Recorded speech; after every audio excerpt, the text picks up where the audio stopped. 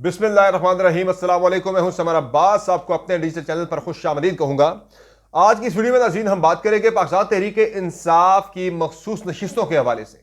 Election commission of Pakistan ने वही काम किया जिसका पहले से डर था, खदशा था, अंदेशा था या इम्कान था कि इलेक्शन कमीशन तहरीक इंसाफ को किसी सूरत भी ये सीटें नहीं देगा। हालांकि माजी में इलेक्शन कमीशन के फैसले जो हैं वो कुछ और कहते थे। उस माजी की रवायात के मुताबिक तो तहरीक इंसाफ को ये सीटें मिलनी चाहिए थी। मैं आगे चल के इस पर मजीद बात करूंगा कि एक इस पे और भी बड़ा अहम मामला आज एक जो इख्तलाफी नोट लिखा है पंजाब के मेंबर बाबर हुसैन बरवाना ने, वो बड़ा इंपॉर्टेंट है, उस पर बात होगी। और फिर जनाब शहबाज शरीफ साहब आज पाकिस्तान के वज़ीर आज़म, उन्होंने उनका ओथ भी हो गया, हल्फ भी हो गया। आरफ अलवी साहब ने उनसे हल्फ ले लिया आज बाय द वे, और उसके बाद फिर उन्होंने ओहदा भी संभाल लिया अपना गार्ड ऑफ ऑनर वगैरह होने के बाद। और फिर जनाब हम बात करेंगे वीडियो में वज़ीर आज़म को मशवरा दिया गया शहबाज शरीफ साहब को कि वो सियासी कैदियों को रिहा करें। इमरान रियाज और असद तूर की गिरफ्तारी का उनसे मुतालबा किया गया है एक और सीनियर सियासतदान की जानिब से। और फिर जनाब हम बात करेंगे, आज बड़ी बहस हुई है असम्बली के अंदर साइफर की तहकीकात के हवाले से और सानिया 9 मई की तहकीकात के हवाले से। तो बिलावल भुट्टो ज़रदारी ने पाकिस्तान तहरीक इंसाफ की जानिब से जो 9 मई की तहकीकात का मुतालबा है उसको दोहराया है। उन्होंने भी उसको मुतालबे को सपोर्ट किया, लेकिन साथ में उन्होंने एक कंडीशन भी ऐड की है, वो बड़ी अहम है। और फिर असद कैसर ने साइफर पर जुडिशल कमीशन बनाने का मुतालबा किया। इस पर बिलावल भुट्टो ज़रदारी ने भी साइफर की तहकीकात का मुतालबा भी किया। काफ़ी शोर शराबा, काफ़ी हंगामा आराई आज भी असम्बली के इजलास के अंदर हुई। तो इन तमाम मामलात पे और कुछ दीगर खबरें भी हैं जो कि आपके साथ शेयर करनी है इस वीडियो के अंदर। आपसे रिक्वेस्ट ये है कि अगर आपने अब तक चैनल को सब्सक्राइब नहीं किया हुआ तो आप चैनल को सब्सक्राइब जरूर करें। वीडियो पसंद आए तो उसको लाइक जरूर किया करें और अपना फीडबैक कमेंट सेक्शन में जरूर दिया करें और बेल आइकन जरूर प्रेस करें। अच्छा जनाब, सबसे पहले जरा बात करते हैं तहरीक इंसाफ की मखसूस नशिस्तों का मामला बड़ा इंपॉर्टेंट है। इस पर एक तो पाकिस्तान तहरीक इंसाफ की जानिब से जो मुतालबा था, क्योंकि सुन्नी इत्तेहाद कौंसिल ज्वाइन ही इसीलिए की गई थी कि चूंकि पीटीआई जो है वो इलेक्शन कमीशन ने उसका अभी तक सर्टिफिकेट जारी नहीं किया। इंट्रा पार्टी इलेक्शन अब हो चुके हैं दोबारा से, जिसमें इंट्रा पार्टी इलेक्शन में बैरिस्टर गौहर पार्टी के दोबारा चेयरमैन मुंतखब हो गए। उमर अयूब जो है वो सेक्रेटरी जनरल, बाकी अहदेदार जो थे सूबाई। लेकिन उससे पहले पहले ज़ाहिर है ये मामला डिसाइड होना है। तहरीक इंसाफ ने इलेक्शन कॉन्टेस्ट नहीं किया, एज अ कंटेस्टिंग पार्टी वो थी नहीं उस वक्त जब इलेक्शन हो रहा था। तो पार्टी जो है वो मामला इससे करदम हुए थे, इंतखाबी निशान ले लिया गया हुआ था, सर्टिफिकेट जो है वो मुअत्तल था पीटीआई का। तो इसीलिए सुन्नी इत्तेहाद कौंसिल ज्वाइन करनी पड़ी तहरीक इंसाफ को मखसूस नशिस्तें रहने के लिए और अपने अरकान को डिसिप्लिन में रखने के लिए। अब जनाब ये हुआ है कि सुन्नी इत्तेहाद कौंसिल ज्वाइन करने के बावजूद इलेक्शन कमीशन ऑफ पाकिस्तान ने, आपको पहले वीडियो में बता चुका हूँ पहले दिन से, कि कुछ भी हो जाए ना, दुनिया ऊपर की नीचे, नीचे की ऊपर हो जाए, chief election commissioner Sikandar Sultan Raja ने किसी सूरत भी तहरीक इंसाफ को मखसूस नशिस्तें नहीं देनी। ये फैसला अदालती टर्म में तो ये महफूज किया गया था तहरीक इंसाफ के लिए या पाकिस्तानी अवाम के लिए, लेकिन सिकंदर सुल्तान राजा साहब के जहन में ये फैसला पहले से महफूज भी था और क्लियर भी था उनके दिलो दिमाग में कि भाई तहरीक इंसाफ को ये सीटें नहीं देनी। तो वही हुआ, उन्होंने सीटें ना देने का फैसला किया। तो उस पर ज़ाहिर अब ये सीटें चूँकि तहरीक इंसाफ को नहीं मिल रही, तो इस पर यह है कि जनाब इम्कान यह है कि ये सीटें जो है वो नॉन लीग पीपल्स पार्टी और दीगर जमातों में बांट दी जाएंगी। यानी अब आप एक पार्टी को महरूम कर रहे हैं, साथ दूसरी पार्टी को आप सीटें दे देंगे। और मुझे हैरत इस बात की है कि खैबर पख्तूनख्वा में जहाँ पाकिस्तान तहरीक इंसाफ खड़ी है 90 पे, बाकी जमातें खड़ी हैं कोई 22 पे खड़ी हैं, तो 90 वाले को कोई सीट नहीं मिलनी और 22 वाले को सारी सीटें, यानी 22 वाले को 30 सीटें मिल जानी है। 90 वाला 90 पे रहेगा, 22 वाला चढ़ के चला जाएगा 52 पे चला जाएगा। तो ये बड़ा इनजस्टिस है। और इस पे अब ये हो रहा है जनाब कि यहाँ पे सेंटर में भी यही होगा, तहरीक इंसाफ को मजीद जो है वो अकलियत से अकलियत की तरफ तहरीक इंसाफ जाएगी। और इस पे कहा भी आज सुन्नी इत्तेहाद कौंसिल के जो सरबराह साहबजादा हामिद रजा साहब, उन्होंने बड़ा शदीद एतराज़ किया है और उन्होंने फिर इलेक्शन कमीशन से इस्तीफ़े का मुतालबा किया है। और साथ ही साथ उन्होंने ये भी मुतालबा किया है कि जब तक ये मखसूस नशिस्तों का मामला जो है वो डिसाइड नहीं होता, तहरीक इंसाफ को नहीं मिल जाती, उस वक्त तक जो है सदर का, जो कि इमीडिएटली 9 तारीख को इलेक्शन हो रहा है प्रेसिडेंट का, और सेनेट के जो इंतखाबात आगे आ रहे हैं, दोनों को जो है फिलहाल मौखर करने का मुतालबा किया गया है। सुन्नी इत्तेहाद कौंसिल की जानिब से इस फैसले को मुस्तरद किया गया है और इसे पाकिस्तान तहरीक इंसाफ को मजीद जो है वो अकलियत में, उनकी अक्सरियत को जो है मजीद अकलियत में बदलने के लिए एक कोशिश करार दिया गया है। फिर जनाब इस फैसले में आप देखें ना कि सेंटर में तहरीक इंसाफ को कोई सीट नहीं मिलनी, बाकी जो हुक्मरान इत्तेहाद है वो 2/3 क्रॉस कर जाएगा। तो ये मैं समझता हूँ कि ये इनजस्टिस है एक सियासी जमात के साथ। और इस पर जो पंजाब के मेंबर हैं, 4-1 से ये फैसला आया। पंजाब के जो मेंबर हैं बाबर बरवाना, उन्होंने तहरीक इंसाफ को ये सीटें ना देने के फैसले की तो हिमायत की, लेकिन साथ उन्होंने ये ज़रूर लिखा अपने इख्तलाफी नोट, उनका इख्तलाफी नोट आया इसमें बाबर हुसैन दरबाना जो कि मेंबर इलेक्शन कमीशन पंजाब से हैं, उन्होंने ये लिखा है अपने इख्तलाफी नोट में कि ये सीटें अगर तहरीक इंसाफ को नहीं दे रहे तो ये सीटें बाकी जमातों को भी नहीं मिलनी चाहिए। उन्होंने कहा जी आर्टिकल 51 और 106 जो है वो बड़े वाज़ेह हैं कि जिस पार्टी की सनत में या सॉरी जिस पार्टी की असम्बली में जितनी उसकी अक्सरियत होती है उसी हिसाब से उसको सीटें मिलती हैं, मखसूस नशिस्तें, तो उनके हजम से ज़्यादा उनको सीटें जो है वो नहीं मिलनी चाहिए। वो प्रोपोर्शन उन्होंने कहा जी वो आर्टिकल 51 में और 106 में बड़ा वाज़ेह है। तो जब तक आर्टिकल 51 और 106 में तरमीम नहीं हो जाती आइन के आर्टिकल में, तो तब तक जो है ये नशिस्तें जो है वो तहरीक इंसाफ को अगर नहीं मिलती तो मुस्लिम लीग नून या पीपल्स पार्टी को भी ये नशिस्तें ना दी जाएँ, ये नशिस्तें खाली रखी जाएँ। ये मुतालबा उनकी जानिब से किया गया है। तो अगर पीटीआई को नहीं देती तो मुझे ये बात जो है ये मुझे इसमें काफ़ी वजन नजर आता है इस इख्तलाफी नोट के अंदर। लेकिन जाहिर है चूँकि ये माइनॉरिटी एक उनकी जजमेंट है, बाबर हुसैन दरबाना की माइनॉरिटी ओपिनियन है, तो बाकी 4 लोगों ने जो है वो बाकी जमातों में ये सीटें बांटने का फैसला किया है, तो ये सीटें बढ़ जाएंगी। हालांकि माजी की मैं अगर बात करूं जनाब, तो माजी में आप देखें कि 2 चीज़ें, एक तो मैं आपको बता चुका हूँ मिसाल के फाटा में जब हुए थे, साबका फाटा में जब सूबाई असम्बली के इंतखाबात हुए थे तो 3 सीटें जो हैं वो इंडिपेंडेंट जीत के उन्होंने बाद में ज्वाइन की थी बाप पार्टी, जो कि खैबर पख्तूनख्वा की आम इंतखाबात में वो कंटेस्टिंग पार्टी नहीं थी, लेकिन बाद में उन्होंने ज्वाइन जब कर ली तो उस पार्टी को फिर एक मखसूस नशिस्त भी मिल गई थी, 3 से उनकी तादाद 4 हो गई थी। यहाँ जो है तरीके यानी ना उन्होंने सीटें जमा करवाई, ना कोई प्रायोरिटी लिस्ट पहले जमा करवाई, ना वहाँ पे बाप पार्टी का कोई वजूद था, लेकिन दे दी गई। तो यहाँ जो है मामला बड़ा उलट है। यहाँ पे सुन्नी इत्तेहाद कौंसिल ने तो इलेक्शन कॉन्टेस्ट नहीं किया, लेकिन वो इलेक्शन कमीशन में रजिस्टर्ड पार्टी है।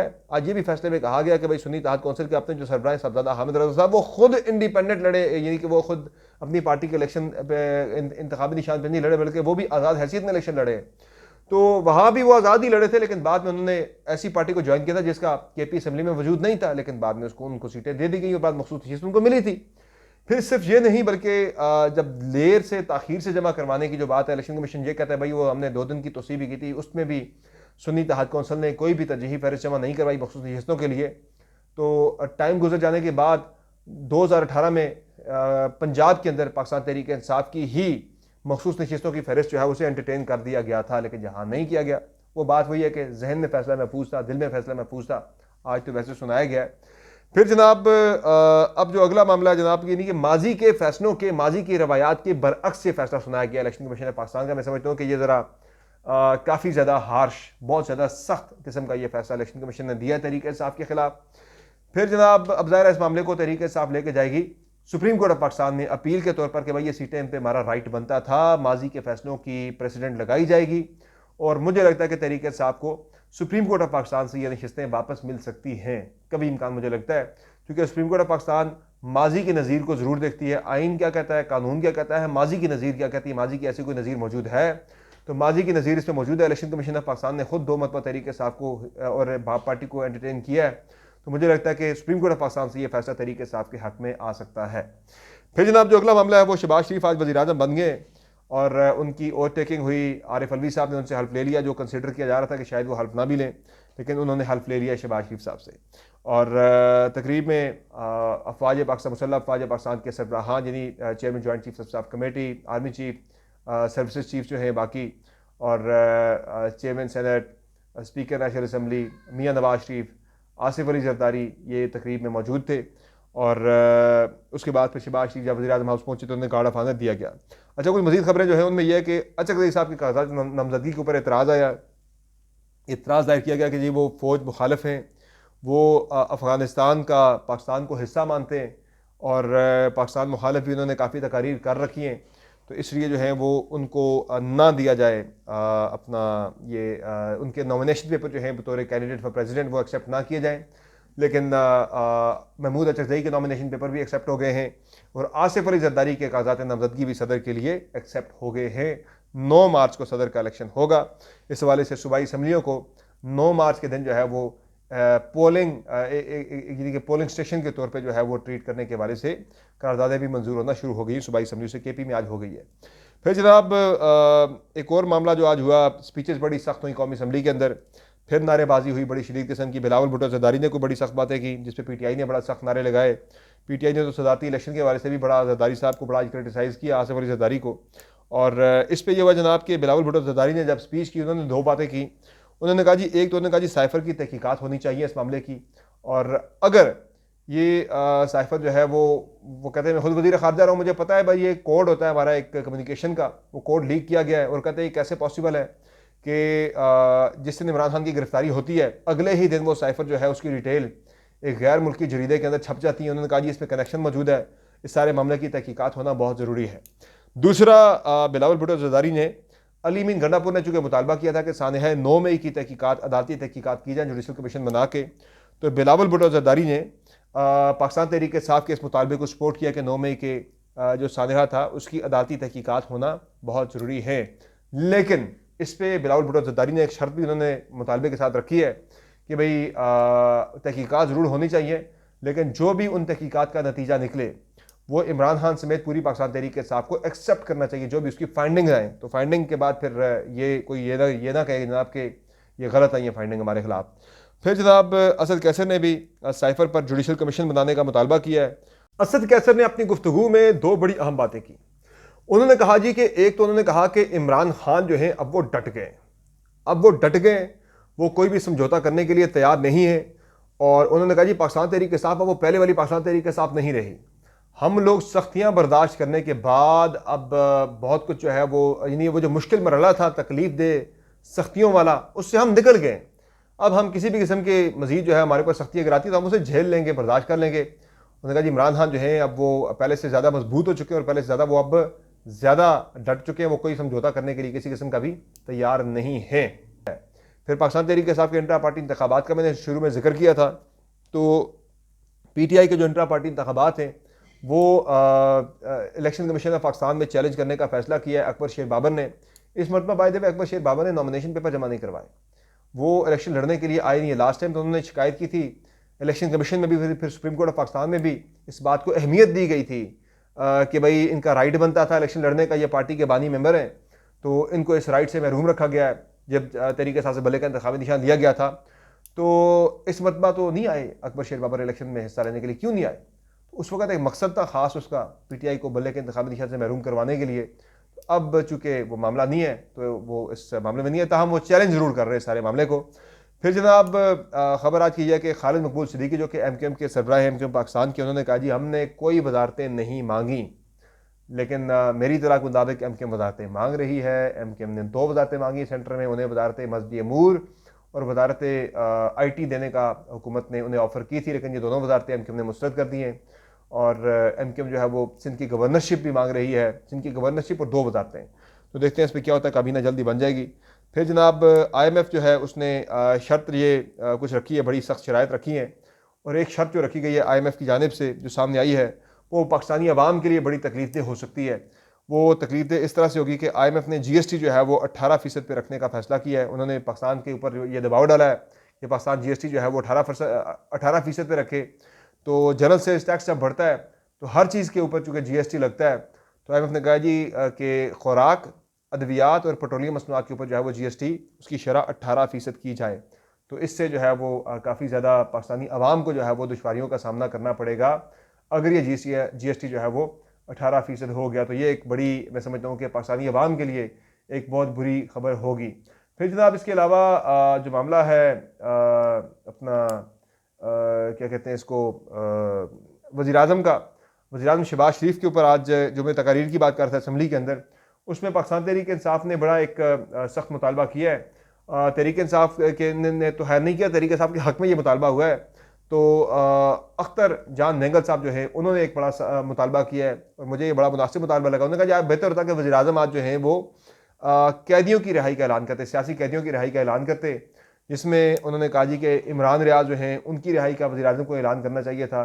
फिर जनाब असद तूर की रिहाई का वज़ीर-ए-आज़म को ऐलान करना चाहिए था, लेकिन ऐसा ऐलान नहीं किया गया। बाकी ट्विटर पाकिस्तान में हुकूमत नहीं बन गई है, नून लीग की अभी तक बंद है।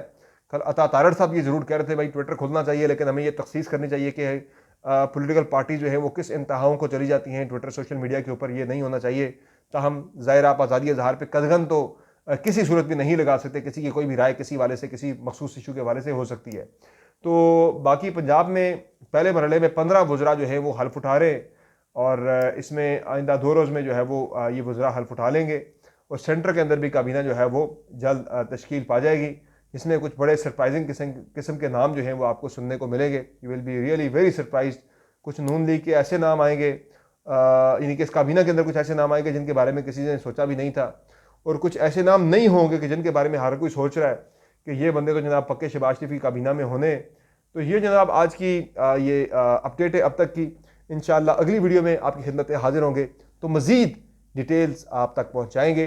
फिल वक्त समरबाज को दीजिए इजाज़त, अपना बहुत ख्याल रखिएगा। अल्लाह के बाद।